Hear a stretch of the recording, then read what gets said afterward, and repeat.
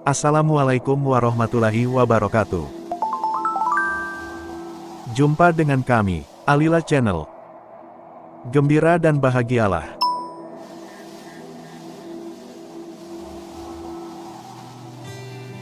Salahkah bila aku begitu membenci hidupku?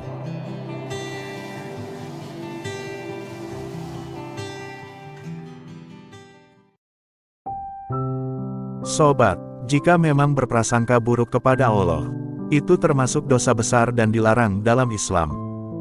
Bagaimana jika aku hanya membenci hidupku? Salahkah bila aku begitu membenci hidupku? Diskusi kita mulai dari sini. Sobat, hidup adalah perjalanan panjang yang penuh misteri. Sebuah narasi yang tak akan pernah selesai ditulis, hingga tarikan nafas terakhir kita. Sobat, di dalam kehidupan terdapat pergulatan batin yang tiada henti. Tiada henti, antara menolak dan menerima, antara berharap dan kecewa, antara mengeluh dan bersyukur. Namun, di manakah sebenarnya posisi kita dalam perjalanan hidup ini? Apakah kita benar-benar memahami arti dari setiap hembusan angin yang menyentuh wajah, setiap tetes hujan yang jatuh ke bumi, atau bahkan setiap kejadian yang kadang terasa tak adil dalam pandangan kita? Sobat, menjalani kehidupan yang sama sekali tidak sesuai dengan apa yang kita kehendaki. Memang menyebalkan bahkan menyakitkan. Apalagi masalah yang datang silih berganti, seolah-olah mengatakan bahwa kita tidak boleh menjalani hidup senang dengan hati yang tenang barang sebentar. Sampai-sampai, kita menduga bahwa kehidupan ini telah begitu membenci kita. Padahal kalau kita mau berpikir dengan jernih, yang terjadi sesungguhnya adalah kitalah yang membenci kehidupan. Dan kebencian itu kemudian merefleksikan kembali kepada kita. Sobat, salah satu perilaku orang yang berprasangka buruk kepada Allah Ta'ala, itu adalah tidak mau dan tidak menerima ketetapan yang telah Allah berikan untuknya. Sobat, bukankah membenci kehidupan yang kita miliki itu termasuk ke dalam perilaku ini? Termasuk dalam perilaku berprasangka buruk kepada Allah. Kenapa demikian? Jawabannya jelas bahwa kehidupan yang kita miliki itu telah ditulis Allah Ta'ala. Pahit manisnya, pastilah ada hikmah yang bisa kita petik. Sobat, dalam menjalani hidup ini, kita hanya kurang bersabar. Dengan kata lain, kitalah yang terburu-buru menilai dan berprasangka buruk dengan kehidupan. Padahal, dari setiap getirnya kehidupan yang kita alami, insya Allah nantinya akan ada kenikmatan yang bisa kita reguk di kemudian hari. Dan kunci-kunci semua yang gaib ada padanya. Tidak ada yang mengetahui selain Dia. Dia mengetahui apa yang ada di darat dan di laut. Tidak ada sehelai daun pun yang gugur yang tidak diketahuinya. Tidak ada sebutir biji pun dalam kegelapan bumi. Dan tidak pula sesuatu yang basah atau kering, yang tidak tertulis dalam kitab yang nyata, Lauh Mahfuz. Surah Al-An'am 59. Sobat, membenci hidup kita, itu berarti juga membenci ketetapan yang Allah berikan untuk kita. Sobat, ketahuilah bahwa itu sama sekali tidak ada gunanya. Tidak ada gunanya dikarenakan kita tidak akan mampu mengubah ketetapan Allah. Sobat, yang mestinya terjadi adalah harusnya kita menyadari bahwa Allah Ta'ala lebih tahu akan hal yang terbaik bagi hamba-hambanya. Sobat, memang kita semua membenci kepahitan, namun sadarkah kita bahwa kepahitan ternyata mampu menjadi obat yang menjadikan diri kita lebih baik dari sebelumnya. Sobat, bisa juga kepahitan hidup yang kita alami merupakan penawar dari racun dunia. Itu dikarenakan, mungkin selama ini secara tidak sadar kita begitu mencintai dunia. Mencintai dunia secara berlebihan, sehingga Allah yang Maha Pemurah mengirimkan penawar bagi racun itu. Sobat, ingatlah selalu bahwa Allah itu hanya memberi apa yang dibutuhkan oleh hambanya, bukan memberi apa yang diinginkan oleh hambanya. Sobat, ingatlah bahwa Allah Maha mengetahui apa yang terbaik bagi kita. Sobat, ketahuilah juga bahwa akal kita yang terbatas ini, mungkin belum mampu dalam menjangkau maksud atau hikmah dari suatu musibah. Musibah yang kita alami hari ini, namun percayalah dalam beberapa waktu ke depan, kita akan sadar bahwa betapa berharganya teguran-teguran yang berupa musibah dan cobaan hidup yang Allah berikan kepada kita.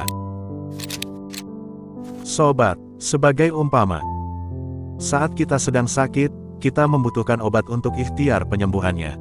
Dalam hal ini datanglah seseorang yang hendak membantu memberikan obat. Memberikan obat sebagai penawar rasa sakit kita itu. Namun, obat itu terasa pahit dan getir.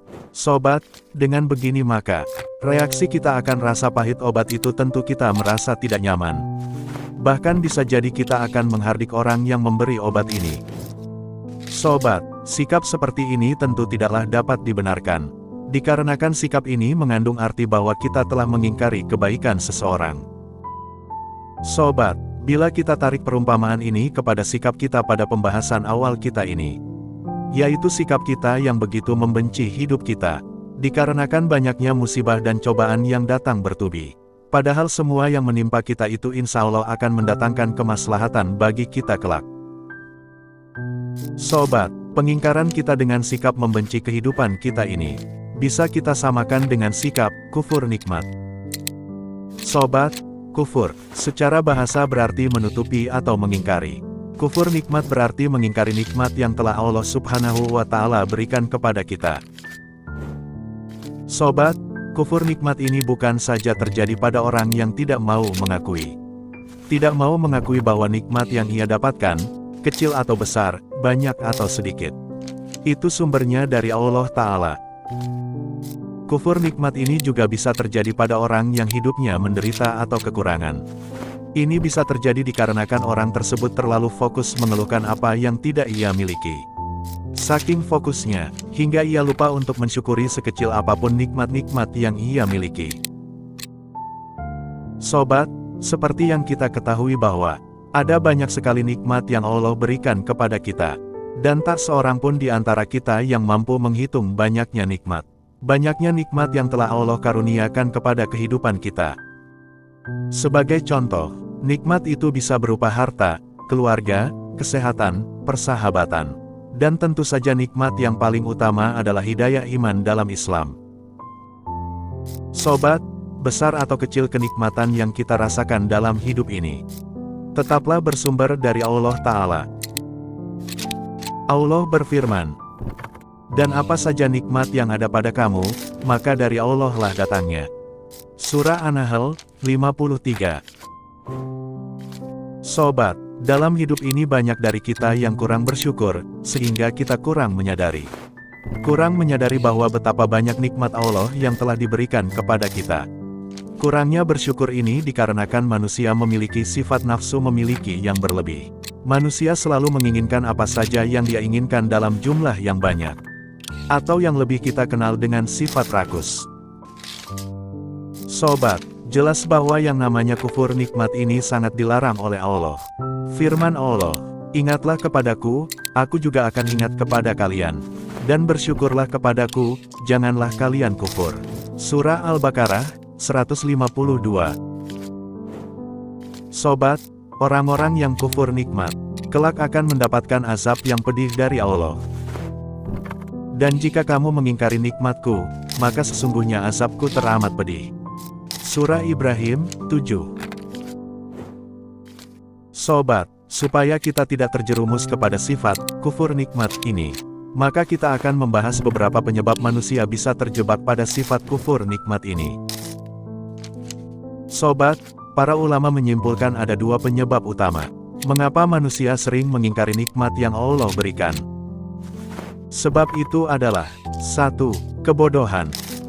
Sobat, Syekhul Islam Ibnu Taimiyah dalam kitabnya Tazkiyatun Nafs mengatakan, asal mula yang menjerumuskan manusia kepada keburukan adalah kebodohan. Karena ketiadaan ilmu maka hal itu akan membawanya kepada bahaya yang lebih besar.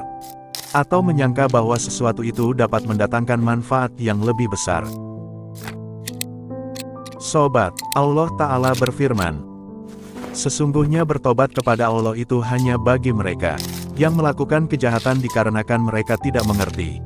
Kemudian mereka segera bertobat. Surah An-Nisa 17. Sobat, Allah juga berfirman, yang artinya, Tuhanmu telah menetapkan sifat kasih sayang pada dirinya, yaitu barang siapa berbuat kejahatan di antara kamu karena kebodohan, kemudian dia bertobat dan memperbaiki diri, maka dia Maha Pengampun, Maha Penyayang. Surah Al-An'am, 54. Sobat, kufur nikmat sering dilakukan karena ketidakmengertian manusia tentang nikmat Allah yang telah dikaruniakan kepada dirinya. Sebagai contohnya, seseorang yang telah membenci kehidupannya sendiri, karena merasa tidak memiliki kehidupan seperti yang ia harapkan. Sobat, seseorang yang telah berusaha sekuat tenaga dalam hidupnya dan berdoa, memohon apa yang menjadi keinginannya, akan tetapi saat ini Allah belum juga mengabulkan, ia lantas kecewa bahkan marah dengan kehidupannya sendiri. Bahkan lebih buruk lagi ia marah dan kecewa kepada Allah. Sobat, di sisi yang lain Allah memiliki penilaian sendiri. Dengan tidak mengabulkan permintaannya justru dikarenakan Allah ingin memberikan yang terbaik bagi dirinya. Sobat, jika hidupmu masih saja susah padahal engkau sudah berusaha dan berdoa kepada Allah agar diberi perubahan hidup, itu berarti Allah sedang menggunakan hidupmu untuk mengubah dirimu. Sobat, harus diakui bahwa terkadang kita manusia memiliki kekerasan hati yang hanya bisa dilunakkan. Dilunakkan hanya apabila kita ditimpa dengan musibah. Sobat, musibah yang datang kepada kita tidak selalu berupa hukuman, namun terkadang justru musibah itu berupa sebuah kebaikan yang terbungkus dengan air mata. Sobat, pemberian dari Allah kebanyakan seperti itu. Maksudnya adalah, sebelum Allah benar-benar memberi kenikmatan kepada hambanya, maka terlebih dahulu hamba itu diuji dengan kesusahan. Hanya saja, kebanyakan dari kita tidak memahaminya, sehingga kebanyakan dari kita mengkufurinya. 2. Kelalaian. Sobat, selain kebodohan, penyebab lain mengapa banyak manusia terjebak pada perilaku kufur nikmat adalah kelalaian. Sobat, nikmat Allah begitu banyak datang kepada kita, dan tanpa sadar kita sering menganggapnya sebagai sesuatu yang sudah lumrah. Dikarenakan kebanyakan orang menganggapnya sesuatu yang lumrah maka akibatnya, kita lalai untuk mensyukuri nikmat-nikmat yang telah Allah berikan kepada kita. Allah Ta'ala berfirman, mereka mengetahui nikmat Allah, kemudian mereka mengingkarinya. Surah An-Nahl, 83. Sobat, jangan sampai kedua hal ini, yaitu kebodohan dan kelalaian, menjadikan kita hamba yang kufur nikmat. Sobat, sudah banyak contoh, betapa perihnya hukuman yang ditimpahkan Allah kepada orang-orang yang mengingkari nikmatnya. Semisal kepada sahabat Nabi sendiri yang bernama Salabah. Sobat, dari diskusi singkat kita kali ini dapat kita tarik kesimpulan bahwa kita sebagai manusia hendaknya menjalani hidup ini sesuai dengan kenyataan. Jangan larut dalam khayalan, jangan pernah menerawang ke alam imajinasi. Karena yang demikian itu bisa membawa kita tanpa sadar ke dalam sikap membandingkan. Membandingkan kehidupan kita dengan orang lain. Manakala kita dihadapkan pada kenyataan bahwa apa yang kita imajinasikan, hasilnya bertolak belakang dengan kenyataan yang ada. Sehingga hal ini akan membawa kita kepada pengingkaran nikmat Allah. Dan jatuh pada kesimpulan pada kebencian kepada kehidupan kita sendiri. Sobat, kendalikan jiwa kita untuk dapat menerima dan menikmati besar kecilnya kenikmatan yang telah Allah berikan kepada kehidupan kita, dan juga besar kecilnya ujian dan cobaan yang telah Allah berikan kepada kehidupan kita. Semoga Allah menjadikan kita sebagai hamba yang pandai bersyukur, baik dalam keadaan senang maupun susah. Amin. Terima kasih. Semoga bermanfaat. Jangan lupa untuk like, share, dan subscribe. Wassalamualaikum warahmatullahi wabarakatuh.